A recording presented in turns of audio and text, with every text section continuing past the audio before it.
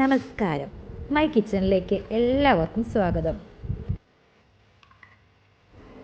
ഇന്നത്തെ റെസിപ്പി ഉണക്കമീൻ കറിയാണ്. ചോറിൻ്റെ കൂടെ കഴിക്കാൻ പറ്റിയ ഒരു അടിപൊളി കോമ്പിനേഷനാണിത്. വീഡിയോ അവസാനം വരെ കണ്ടിട്ട് നിങ്ങൾ അഭിപ്രായം പറയാൻ മറക്കരുതേ. വീഡിയോ കണ്ട് ഇഷ്ടമാവുകയാണെങ്കിൽ ലൈക്ക് ചെയ്യാനും സബ്സ്ക്രൈബ് ചെയ്യാനും കൂടി മറക്കരുതേ.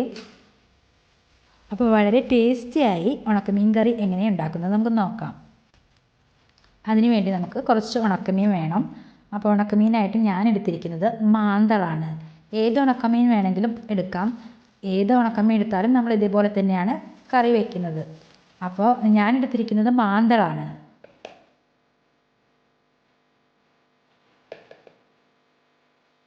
ഉണക്കലായതുകൊണ്ട് തന്നെ ഇതിൽ നല്ല ഉപ്പുണ്ടാവും.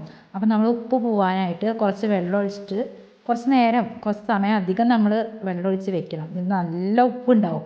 അപ്പോൾ ഇതിൽ ഉപ്പൊക്കെ പോവാനായിട്ട് നമുക്ക് കുറച്ച് നേരം വെള്ളം ഒഴിച്ച് വെക്കാം. അപ്പോൾ അതിന് വേണ്ടി വെള്ളം ഒഴിച്ചിട്ട് കറി വയ്ക്കുന്നതിൻ്റെ കുറച്ച് മുന്നായിട്ട് നമ്മൾ വെള്ളം ഒഴിച്ച് വെക്കാം. കുറച്ചധികം സമയം വെള്ളത്തിലിട്ട് വയ്ക്കുന്നത് അത്രയും നല്ലത്. കാരണം അതിലെ ഉപ്പൊക്കെ നന്നായി പൊക്കോളും. ഇനി കുറച്ച് സമയത്തിന് ശേഷം ഞാനിത് നന്നാക്കി എടുക്കുകയാണ്. ഇനി മാന്തളിന് പകരം വേറെ എന്ത് മീനായാലും മുള്ളനോ മറ്റെന്ത് മീനോ ആയിക്കോട്ടെ നമുക്കത് ഇതേപോലെ തന്നെ കറി വയ്ക്കാം.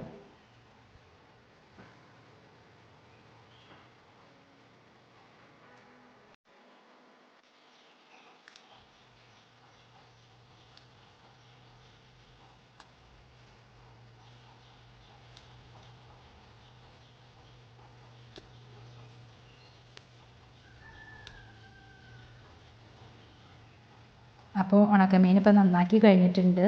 ഇനി നമുക്ക് നന്നായി കഴുകിയെടുക്കണം. ഒരു 2-3-4 വട്ടം നമുക്ക് വെള്ളമൊഴിച്ച് കഴുകിയെടുക്കണം. നല്ല വൃത്തിയായി കഴുകിയെടുക്കുക.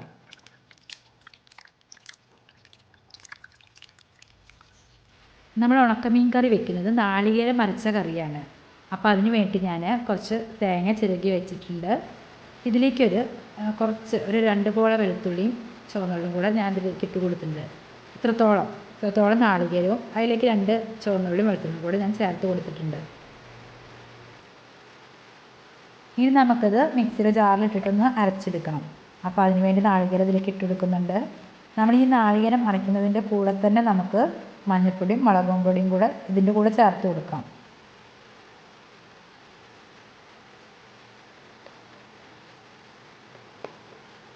ഇനി ഇതിലേക്ക് ആവശ്യമായ ഒരു 1/4 ടീസ്പൂൺ മഞ്ഞൾപ്പൊടി ചേർത്ത് കൊടുക്കുന്നുണ്ട്. ഇനി എരിവിന് ആവശ്യമായ മുളക് പൊടി കൂടെ ചേർത്ത് കൊടുക്കണം. ഞാൻ എടുക്കുന്നത് കാശ്മീരി ചില്ലി പൗഡറാണ്. അതുകൊണ്ട് തന്നെ എരിവ് വല്ലാതെ ഉണ്ടാവില്ല. അല്ലാത്ത പക്ഷം നമ്മൾ മുളക് പൊടി എരിവിനനുസരിച്ച് ചേർത്താൽ മതി. ഞാനൊരു 1 ടീസ്പൂൺ കാശ്മീരി ചില്ലി പൗഡർ എടുത്തിട്ടുണ്ട്. പോരാത്തതിന് നമ്മൾ പച്ചമുളകും കൂടെ ആഡ് ചെയ്യുന്നതാണ്. അപ്പോൾ അതിനനുസരിച്ച് എരിവിട്ടാൽ മതി. ഇനി ആവശ്യത്തിന് വെള്ളം ചേർത്തിട്ട് നമുക്കൊന്ന് അരച്ചെടുക്കാം. ഇനി കറി വയ്ക്കാൻ ആവശ്യമായ മൺചട്ടി എടുത്തിട്ടുണ്ട്. അതിലേക്ക് നമ്മൾ അരച്ച് വെച്ച അരപ്പ് ഒഴിച്ച് കൊടുക്കുന്നുണ്ട്.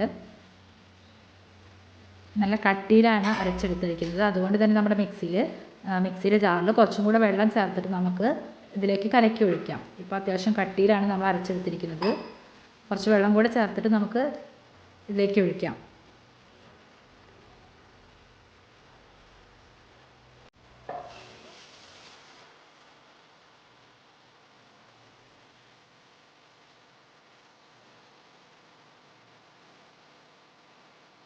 ഇനി നമുക്കിതിലോട്ട് ഒരു തക്കാളിയും 2 പച്ചമുളകും കൂടെ ചേർത്ത് കൊടുക്കണം. പുളിക്ക് ആവശ്യമായിട്ട് നമ്മൾ പുളിങ്ങ ചേർത്ത് കൊടുക്കുന്നുണ്ട്. ഇപ്പോൾ ഇതിലേക്ക് ഒരു തക്കാളിയും 2 പച്ചമുളകും ഇട്ട് കൊടുക്കാം.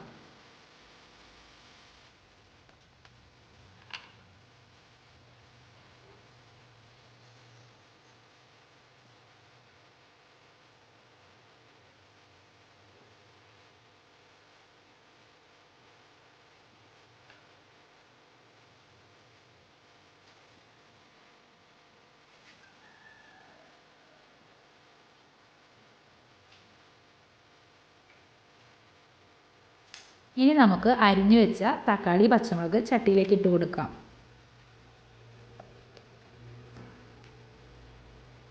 ഇനി നമുക്ക് പുളിക്ക് ആവശ്യമായ പുളിങ്ങ എടുത്തിട്ടുണ്ട്. അതൊരു നെല്ലിക്ക വലിപ്പത്തിലുള്ള പുളിങ്ങ എടുത്താൽ മതി. അതിലോട്ട് നമ്മൾ വെള്ളം ഒഴിച്ച് നന്നായി അതിൽ പുളി പിഴിഞ്ഞെടുത്ത് ചട്ടിയിലേക്ക് ഒഴിക്കാം. ഇനി നമുക്ക് കുറച്ചും കൂടെ വെള്ളം ചേർത്ത് ഒന്നും കൂടെ പിഴിഞ്ഞെടുക്കാം. അതിൽ പുളി ഉണ്ടാവും. അപ്പോൾ അതിൻ്റെ പുളി മൊത്തം നമുക്കൊന്ന് പിഴിഞ്ഞിട്ട് അതിലേക്ക് ഒഴിക്കാം.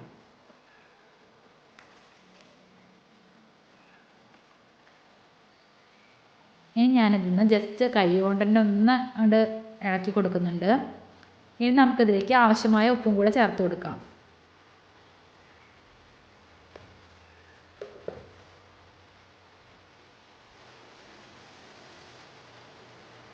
അപ്പോൾ നമ്മുടെ കറിക്ക് ആവശ്യമായ കൂട്ട് റെഡി ആയിട്ടുണ്ട്.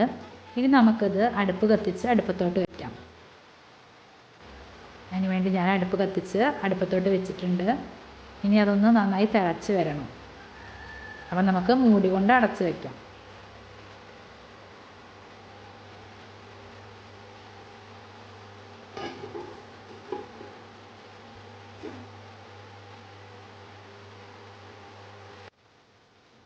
ഇപ്പോൾ കുറച്ച് സമയമായിട്ടുണ്ട്. ഞാനൊന്ന് തുറന്ന് നോക്കുകയാണ്. അപ്പോൾ അതാ ചെറുതായിട്ട് തിള വന്ന് തുടങ്ങിയിട്ടുള്ളൂ. ഇത് നന്നായി തിളയ്ക്കണം. നന്നായി തിളച്ചതിന് ശേഷം നമുക്ക് നമ്മൾ കഴുകി വെച്ച് നമ്മുടെ മീൻ ഉണക്കമീൻ മാന്തൾ ഇട്ട് കൊടുക്കേണ്ടത്. അപ്പോൾ ഇത് തിള വന്ന് തുടങ്ങിയിട്ടേ ഉള്ളൂ. നന്നായി തിളച്ച് വരട്ടെ.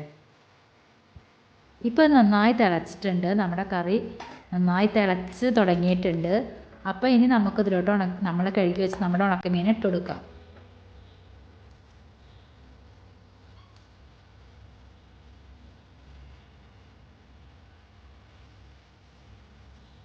ഉണക്കമീൻ ഇട്ട് കഴിഞ്ഞതിന് ശേഷം ഞാൻ ജസ്റ്റ് ഒന്ന് കഞ്ഞിപ്പാൽ കൊണ്ട് ഒന്ന് ഇളക്കി കൊടുക്കുന്നുണ്ട്.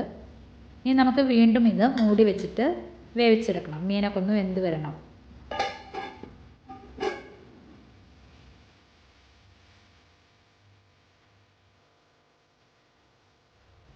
അപ്പം നന്നായി തിളയൊക്കെ വന്ന് നമ്മുടെ മീനൊക്കെ നന്നായി വെന്തിട്ടുണ്ട്.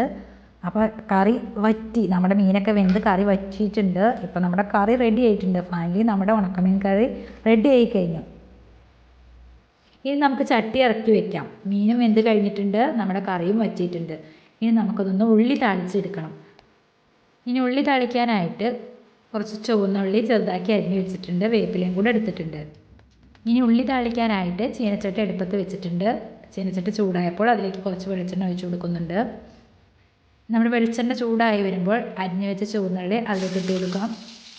ഇനി അതൊന്ന് മൂത്ത് വരുമ്പോൾ നമ്മുടെ കറിവേപ്പില കൂടെ ഇട്ട് കൊടുക്കണം. അപ്പോൾ ഉള്ളി മൂത്ത് വരുന്നുണ്ട്. ഇനി നമ്മുടെ വേപ്പിൻ്റെ ഇട്ട് കൊടുക്കുന്നുണ്ട്. വേപ്പില ഇട്ട് കൊടുക്കുന്നുണ്ട്. നമ്മുടെ ഉള്ളി മൂത്ത് കഴിഞ്ഞപ്പോൾ വേപ്പിൻ്റെ ഇട്ട് കൊടുത്ത് ഇനി നമുക്കതൊന്ന് ജസ്റ്റ് ഒന്ന് മൂത്ത് കഴിഞ്ഞാൽ ഏകദേശം ഈ കളറായി കഴിഞ്ഞാൽ നമുക്ക് നമ്മുടെ കറിയിലേക്കത് ഒഴിച്ചു കൊടുക്കാം. അപ്പം നമ്മുടെ ഉണക്കമീൻ കറിയിലേക്ക് നമ്മുടെ ഈ ഉള്ളി താളിച്ചത് ഒഴിക്കാൻ പോവുകയാണ്. അപ്പം നമ്മൾ ഒഴിച്ചു കൊടുക്കുന്നുണ്ട്, കറിയിലേക്ക് ഒഴിച്ചു കൊടുക്കുന്നുണ്ട്.